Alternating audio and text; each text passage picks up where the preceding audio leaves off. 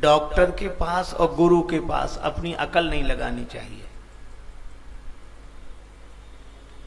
Doctor ने कहा कि सिर दर्द है, हाँ ये दवा खा लेना ठीक हो जाएगा, मान लेते हो कि नहीं? और डॉक्टर कहो कि हम कैसे माने कि इससे सिर दर्द ठीक हो जाएगा? अरे भाई हम कह तो आपके कहने से क्यों माने? अरे भाई ये दवा हो सकता है जहां बनी हो वहां गड़बड़ी हुई हो, तो पहले तो हम पता लगाएंगे कहां बनी और गड़बड़ी हुई कि नहीं सी, बोलो। और मरीज इसी खोज में निकल जाए तब तक मर्ज की कौन कहे, मरीज भी बचेगा।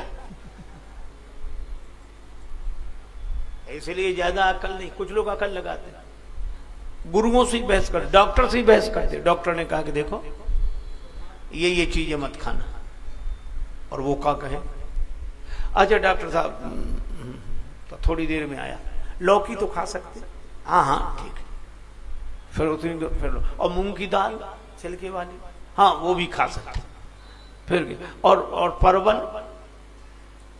डॉक्टर ने कहा कि हद हो गई, खा लेना जाओ। फिर और तोरई और बता दो।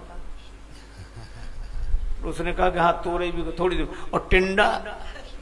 तो डॉक्टर बोला कि तुम हमारी खोपड़ी मत खाओ, तुम्हें जो खाना हो सो खाओ।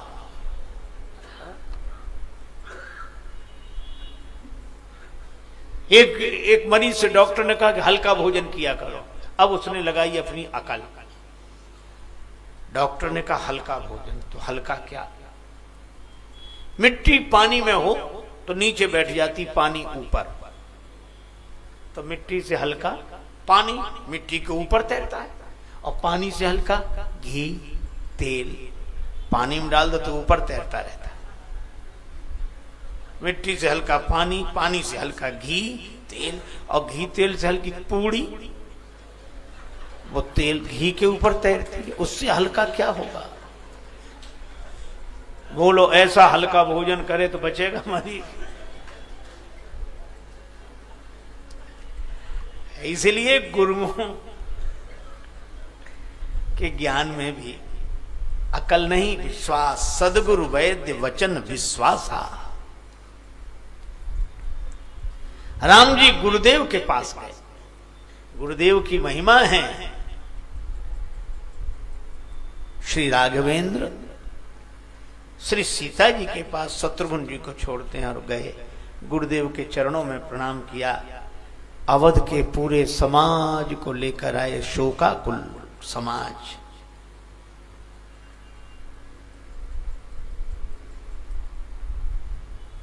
उस समय की जैसी परिस्थिति थी वैसा भगवान ने स्वधर्म का पालन किया। चित्रकूट में आकर सब ठहर गए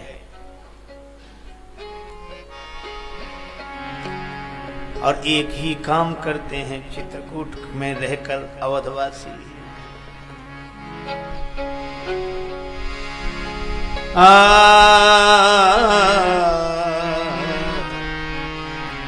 करिमचन पूजहि नर नारी, गणप गौरी त्रिपुरारी हमारी।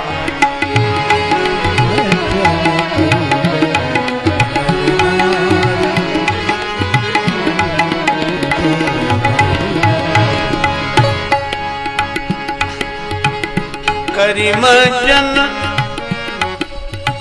करिमचन पूजहि नर नारी, करिमचन पूजहि नर नारी।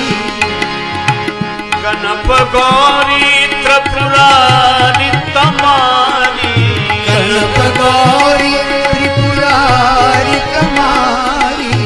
रमा दमन पद बंदी बहोरी, बिनवहीं अंजुलि अंचल जोरी।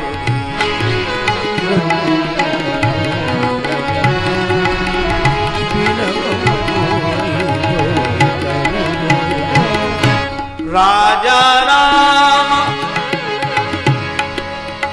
जानकी रानी, राजा राम जानकी रानी।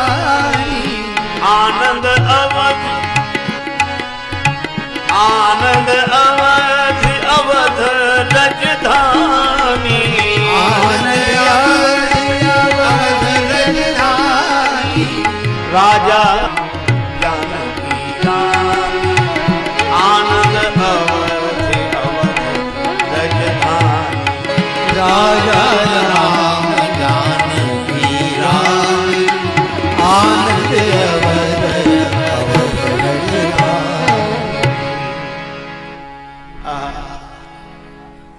एक ही वरदान मांगते हैं। पंचदेवोपासना है, ये मर्यादा धर्म। करिमज्जन पूजहि नर नारी गणप श्री गणेश जी, गौरी माता, भगवान शंकर और सूर्य भगवान। कितने हुए? 4।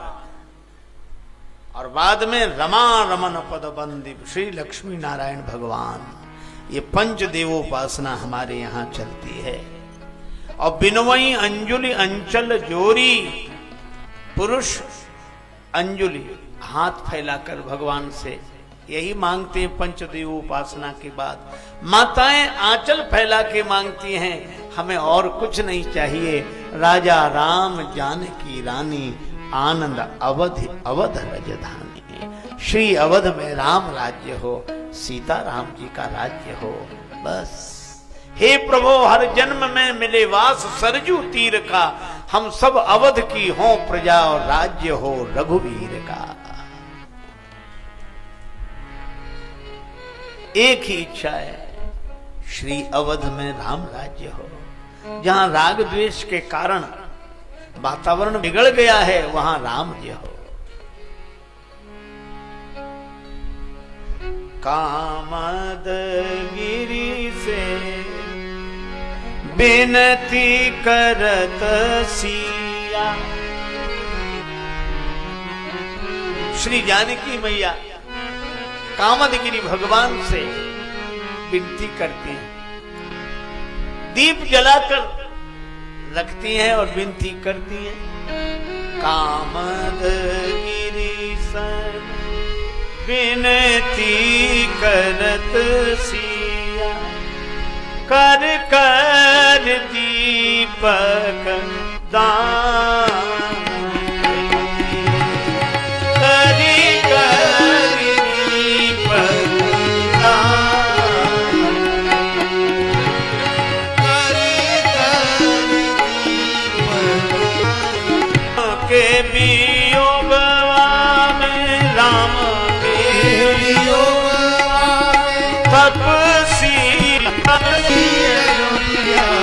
बजब भरदरी प्राण, बजब भरदरी के प्राण, बजब भरदरी प्राण, बजब भरदरी के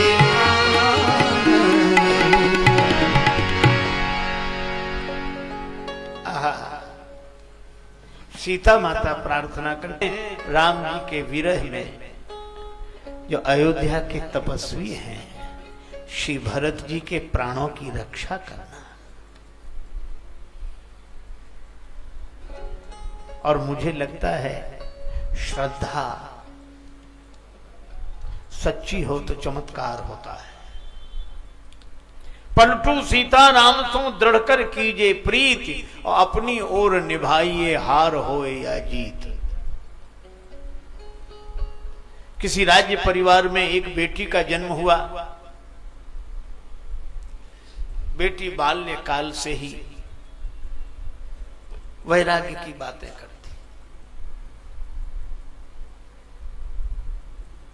तरुवर बोला पात से सुनो पात मम बात, अब के बिछुड़े कब। हाँ? पत्ता बोला वृक्ष से सुनो वृक्ष बन राय, अब के बिछुड़े कब मिले दूर गिरेंगे जाए। तो वृक्ष ने उत्तर दिया, तरुवर बोला पात से सुनो पात मम बात, या घर की यह रीत है एक आवत एक जात। ऐसी बातें करती हूं बालिका। कभी फूलों को देखती तो कहती आज खिले कल झुक चले परसों मिल गए धूल, और देख दशा यूं फूल की फिर क्यों फूलत फूल।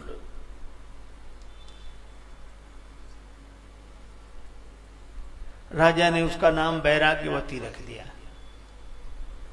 महल में न रख, एकांत कक्ष था, उधर रहती और दिन रात इन्हीं विचारों में रहती, जीवन का लक्ष्य क्या है। एक महात्मा किसी दुकानदार की दुकान में घुस गए, उसने प्रणाम किया। महात्मा बोले तुम ये दुकान क्यों चलाते हो? बेचारा दुकानदार घबराया, पैसा कमाने के लिए। अच्छा, दुकान चलाते हो पैसा कमाने के लिए? क्यों? हाँ, पैसा क्यों कमाते हो? सो बोला परिवार पालने के लिए। अच्छा, दुकान चलाते हो पैसा कमाने के लिए, पैसा कमाते हो परिवार पालने के लिए, परिवार क्यों पालते हो? वो बोला जीने के लिए। अच्छा, दुकान चलाते हो पैसा कमाने के लिए, पैसा कमाते हो परिवार पालने के लिए, परिवार पालते हो जीने के लिए, बिल्कुल ठीक। अब आखिरी प्रश्न का उत्तर दे दो, जीते क्यों हो? इसका उसके पास कोई जवाब नहीं था। जिस जीवन के लिए इतनी चीजें चाहिए, वह जीवन किस लिए है यह हमें पता नहीं। जिंदगी में जिंदगी का राज पाना चाहिए, जिंदगी में जिंदगी को मुस्कुराना चाहिए, और जिंदगी में जिंदगी की शर्त अगर पूरी न हो तो जिंदगी को जिंदगी से रूठ जाना चाहिए। आपने देखा होगा पानी को कितना भी प्रयास करके ऊपर चढ़ा दो, टंकी के जरिए ऊपर, मशीन के जरिए टंकी ऊपर, लेकिन पानी को जब मौका मिलेगा नीचे ही गिरेगा। और मोमबत्ती जलाकर उल्टी भी लटका दो तो ज्योति कभी नीचे की तरफ नहीं जाएगी, ज्योति ऊपर की तरफ ही जाएगी, क्योंकि ज्योति का संबंध सूर्य भगवान से है, इसलिए उधर ही जाती है। और जल का संबंध पाताल से है, इसलिए नीचे ही जाता है। मुझे लगता है कि जो जिसका मूल है उसकी तरफ उसकी सहज वृत्ति है। इसी तरह इस जीवन का मूल कौन है? जीवन का मूल परमात्मा है। परमात्मा आनंद स्वरूप है, इसलिए हमारा झुकाव आनंद की ओर ही है। लेकिन उस परमानंद को किसी सदगुरु की कृपा से प्राप्त कर लेना यही जीवन का लक्ष्य है। भगवान को प्राप्त कर लेना यही जीवन का लक्ष्य है। पर जिन्हें वैराग्य नहीं होता, उनके मन में ऐसे प्रश्न नहीं उठते। वो बेचारी एकांत में बैठी बैठी सोचती। एक दिन यही समय वो अपने महल में बैठी थी, पीछे एक चोर उसके घर में नकब लगा रहा था। वो नकब कहते ना, दीवार फोड़कर अंदर घुस जाएंगे, कुछ चुरा लाएंगे। और भीतर राजकुमारी बैठी थी अकेली। वो कह रही थी, हम देखत सब जग गयो, जग देखत हम जाहि, और ऐसो सदगुरु ना मिलो जो पकड़ छुड़ावे बाहि। संसार को देखते हम जा रहे हैं, हमें देखते संसार चला गया। क्या अंतर पड़ता है? संसार में कोई अंतर नहीं पड़ता, कोई जाए आए। खुदा जाने ये जलवा गाहे नाज है किसकी, हजारों मिट गए लेकिन वही रौनक है मजलिस की। न जहां में हुई थी कमी कोई, न जहां में होगी कमी कोई। ये मेरा ख्याल फिजूल था कि जो मैं उठा तो जहां उठा। कोई सदगुरु नहीं मिला जो हमें छुड़ा देता। उस चोर ने सोचा कि इसे तो सदगुरु की जरूरत है,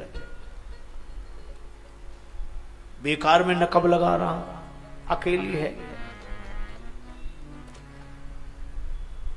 इससे तो रुपया पैसा लिया जा सकता है। तो वो बाबा जी बन गया चोर।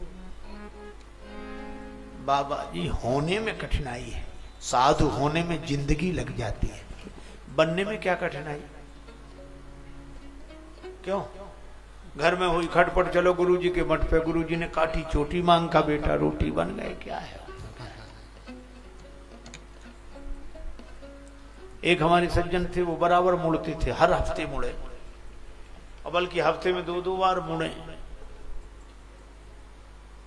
पर हम उन्हें अच्छी तरह जानते थे कि मुड़े कभी नहीं। मुड़ने का अर्थ ही है कि हम जगत से जगदीश की ओर मुड़ गए, प्रपंच से परमार्थ की ओर मुड़ गए। और अगर मुड़े काहे को, हमारे यहां कहा गया तीर्थ में जाकर जरूर मुड़ो, कम से कम तीर्थ में तो मुड़ो, भगवान की ओर मुड़ो। हम लोग तीर्थ में जाते हैं, कुछ ना कुछ फल छोड़कर आते हैं।